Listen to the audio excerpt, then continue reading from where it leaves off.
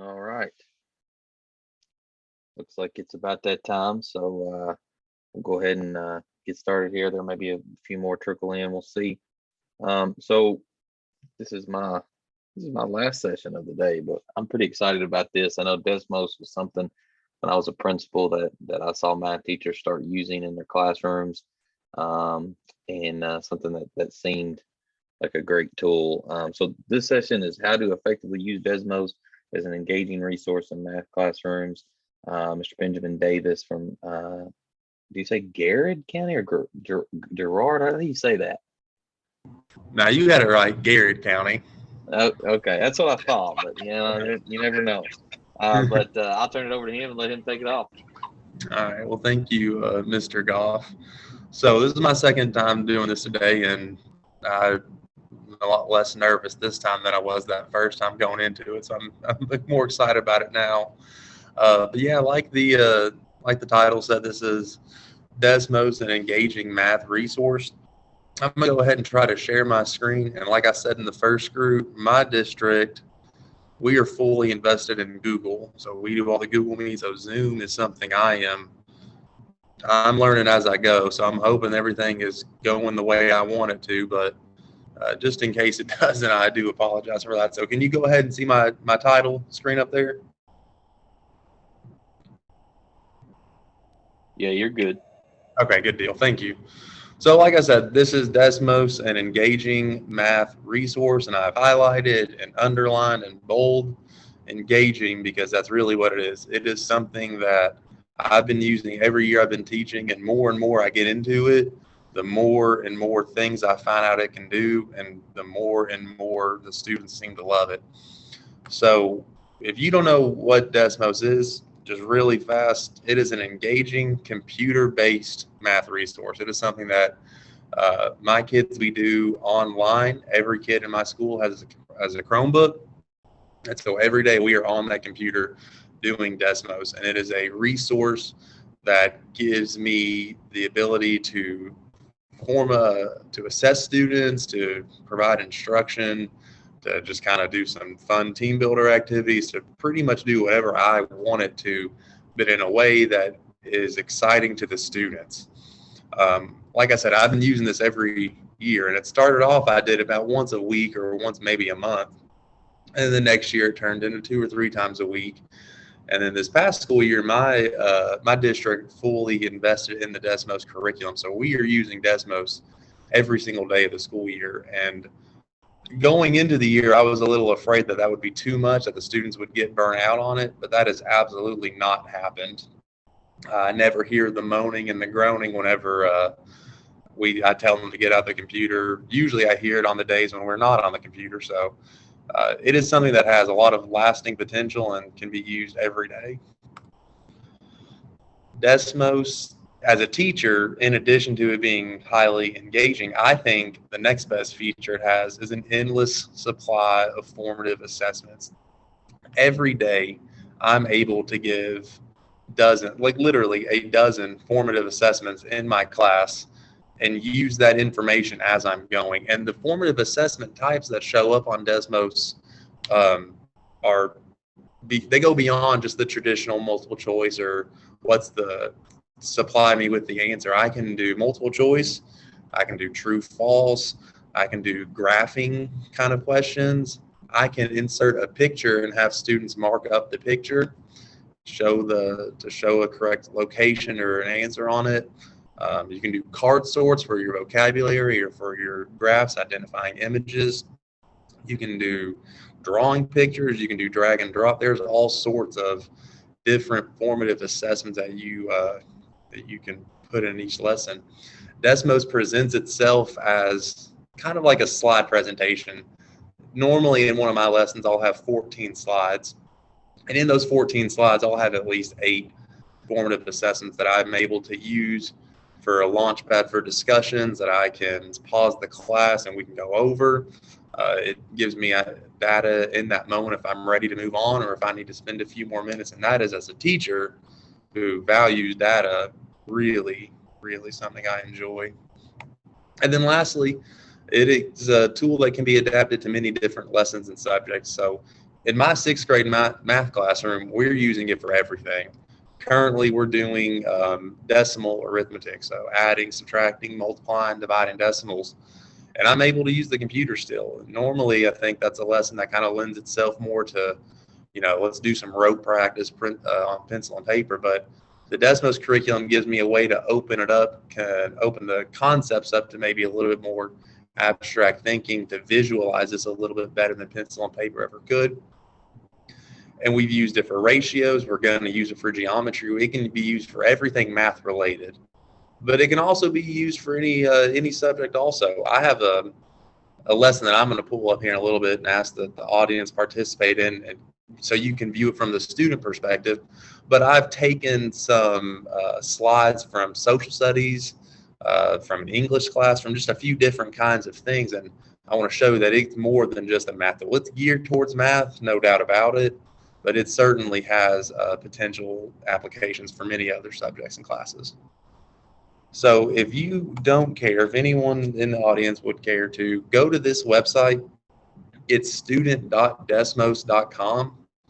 And there's a code right there. It's GBRB5A. And sign into that and sign in with your name. And I will try to post that in the chat box for anyone there. I think you can just kind of click on it.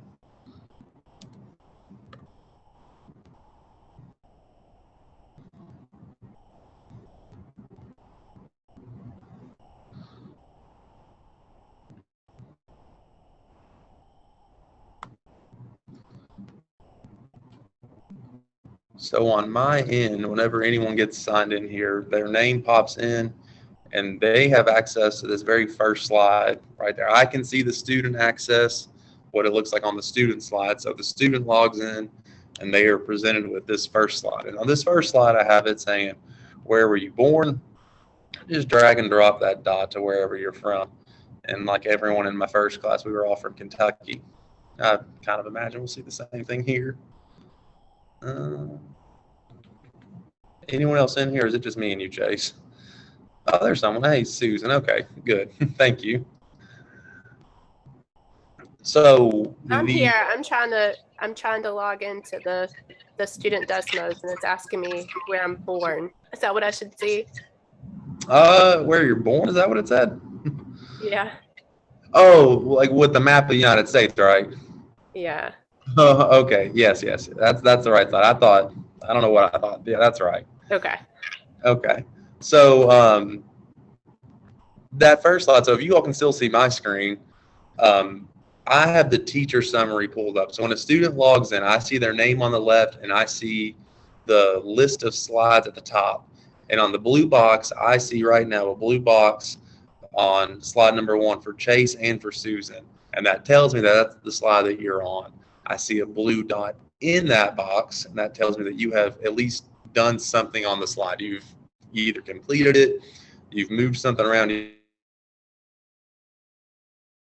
interacted with it some way. Now, the way I had you all get to the lesson today is not the way I normally do it. For my classes, I post the link in Google Classroom, and it takes the students right in there to it, and they get signed in, and we move pretty quick.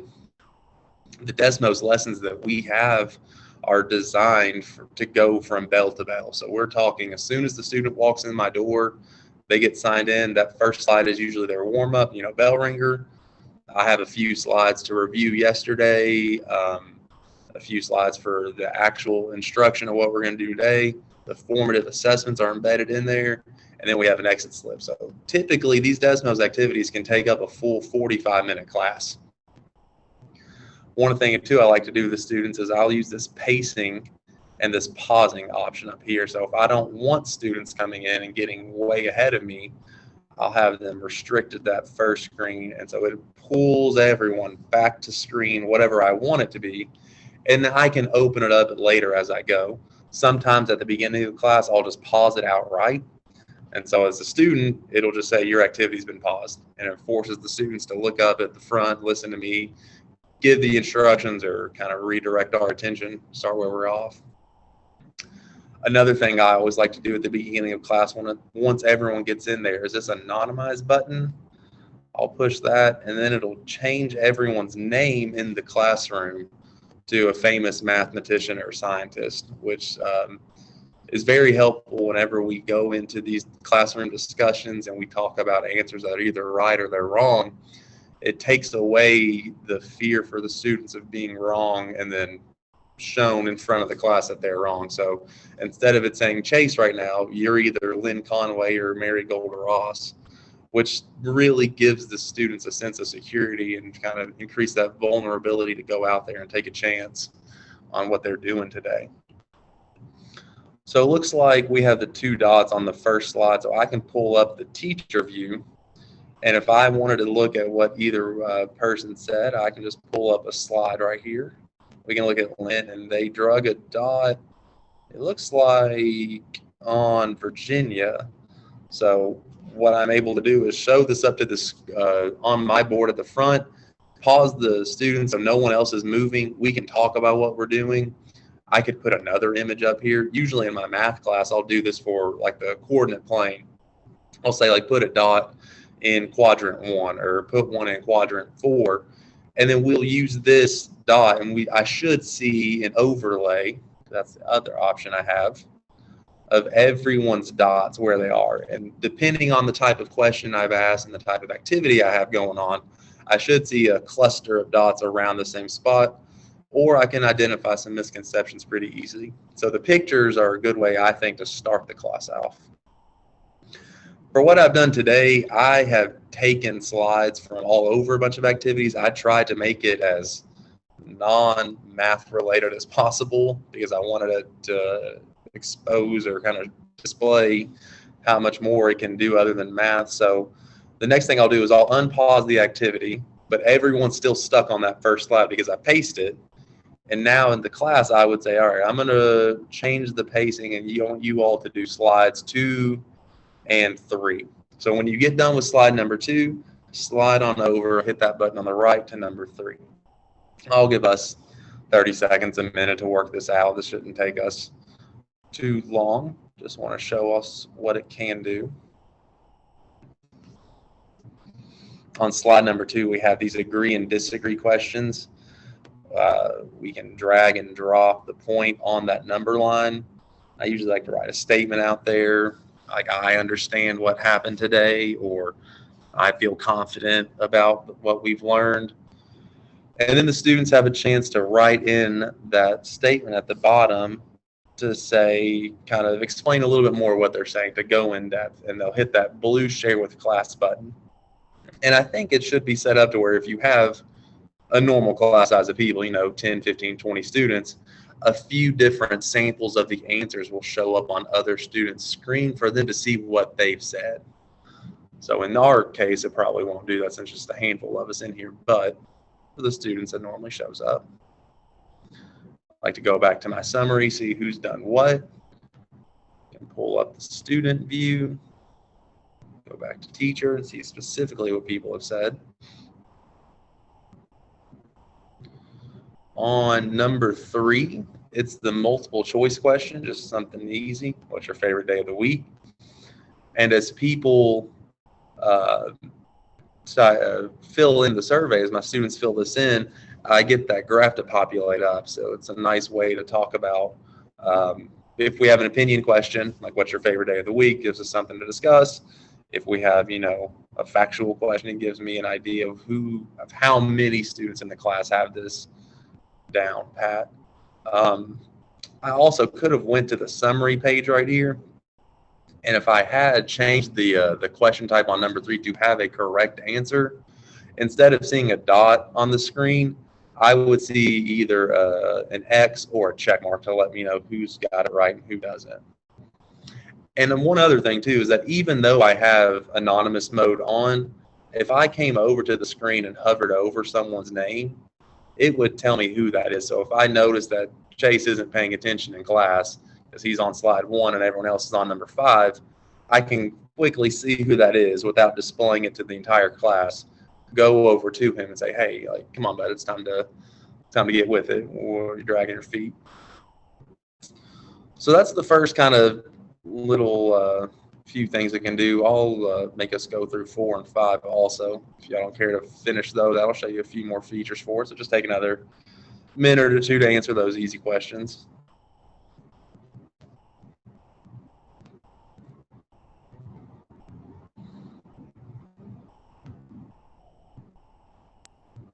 So correct me if I'm wrong, but there are like pre-set up Desmos lessons, Oh, as yeah. well as you being able to construct Desmos lessons as well. Is that correct? Oh, absolutely. Yeah. So what we have today, I've just taken these from ones that have already been done and edited my own. So all of these were from a lesson that's already been designed from one of these like get to know you activities. And then towards the back, I actually pulled some from an actual math lesson I gave my kids. So yeah, you have the option to completely start from scratch. You can take something that's already been done and completely use it, or you could take something that's been done and tweak it to fit whatever you need. And I've done all three of those things this past month. So on number 4, I'm gonna take a snapshot of the picture. So when I pull the students up, if I like what they've done, I'll take a picture of it right there. It says snapshot captured. I'll find our other student and take a snapshot of them.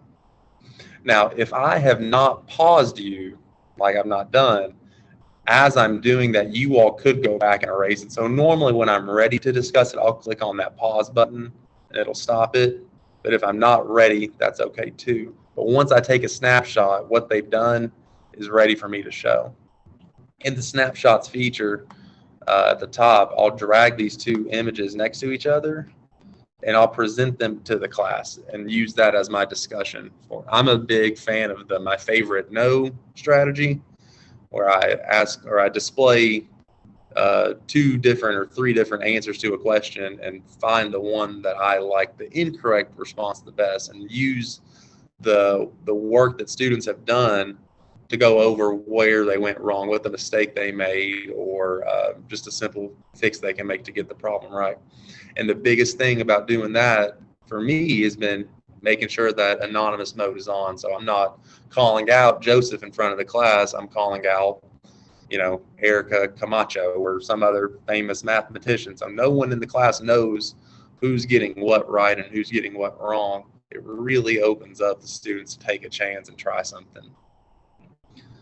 On slide 5, we have that card sort. And to complete the card sort, you just take, let's see, some English class, I guess. Normally the header, the grouping would be bold, but I think what we have is like Shakespeare plays and football teams.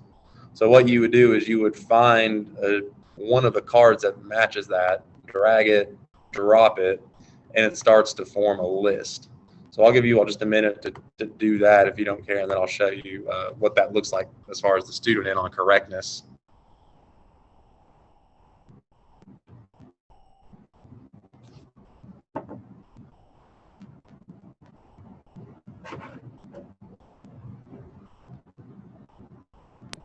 That one looks kind of weird. I'm using my iPhone to manipulate it and it won't work.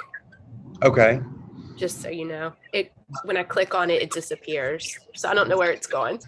Okay, that's strange. Well, thank you for letting me know, because one of the things that I've noticed on Desmos, whenever you design an activity, it gives you the option to view it from like the phone, the tablet, or the desktop. Mm-hmm. And for my schools, we're 1-to-1 with Chromebooks. I've never seen anyone use a phone or a desktop, or a tablet. I mean, so that is good to know that the functionality doesn't translate perfectly.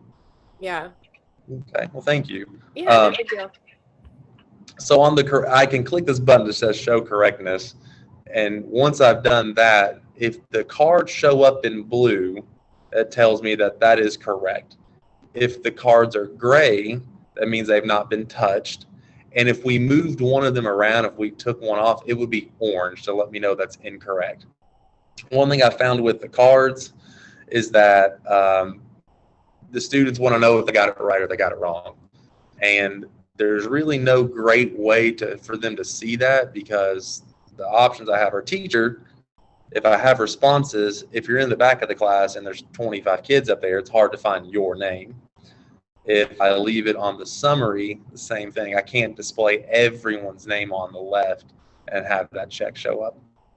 And one thing I guess I did forget to mention about the anonymous mode is that the student can see their own name. So if you were on your computer, if you look, I think in the top left, it tells you what your name is. So if you're Lynn Conway, you should see Lynn up at the top left, I think, on your screen. So that's the name they know to look for whenever we have to turn into anonymous mode. All right, let's go on to 6 and 7. So like I said, 6 and 7 are things that I've actually done with my 6th grade class this year. And the thing I really like about 6 and 7 is that it's a tool to use for instruction. I'm not just limited to doing the formative assessment, even though that's a big part. It's the instruction. And the really cool thing with number 6 is, in this particular one, you're just designing a paint color. So let's pick whatever color you want, however dark or light you want it to be, by dragging that purple or teal or whatever color you pick, hit that mix it button, and you'll see the little graphic or the animation where it mixes the color. And if you didn't like that color, you could hit reset, do it again. You can make it a really light blue, mix it. And then once you go on to the next slide for number 7, what you created in the previous slide will follow with you. So I can remember back earlier in the year, we made, there was a pizza we were talking about one time, and the kids made all sorts of like crazy combinations on their pizza, and they just thought it was so fun. And the pizza that they made went with them the whole rest of the lesson. So students, I thought, were really engaged a lot more than I thought they would be, just because of that one little item that they created at the beginning. They got to keep it with them the whole rest of the lesson. It really seemed to lock their focus in. On slide number 7, you're asked to make the blue darker. And you can drag the white over, you can drag the blue, and we can do that. And a really good thing about these slides is that it has feedback built into it. So it will tell the student if they got it right, if they got it wrong. So they don't need to raise their hand and ask me to come around and tell them if they have it right or not. I'm not going around to 25 students in the day because this tells them if they're correct or wrong. And I can go back to my summary sheet, see where the students are at, look at the teacher, can pull one up and say, oh, that is darker, or that is lighter, and I'll go find the ones that I need to and give them the more personalized instruction that they require. And then lastly, number 8, just an example of some exit slip that I'll do in the day. I'll have all sorts of slides where you can kind of drag it and drop it if it makes sense. You can do the faces, you can do in addition to an actual question I would do with the lesson, I like to ask one about their confidence from the lesson or how they feel that it went. Gives me another data point to use when I'm thinking about moving on to the next day, or maybe who I need to revisit this with tomorrow. So that, in a nutshell, in a really fast amount of time, is what Desmos is capable of. Let me pull up my slides again. Any more questions? No, it's just a small group here.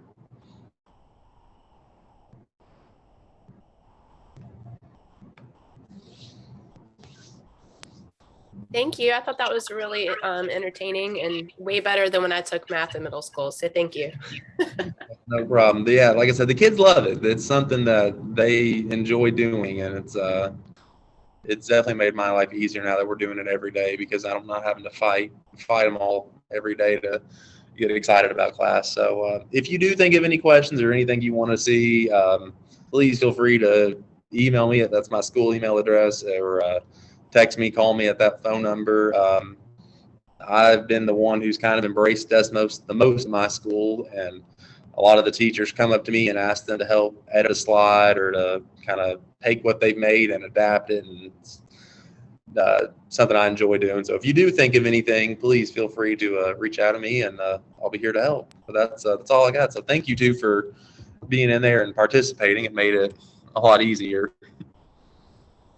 Thanks, Ben. I think math classrooms across the state are, it's a tricky thing. You look at our scores, you look at things like that, that there's the way that we're teaching math is, there's a disconnect. So I appreciate this insight, and thank you for walking us through it. So without any other questions, I'll let you go. I think there's one more session that's just like a whole group session. It's like a bonus round at 2:25.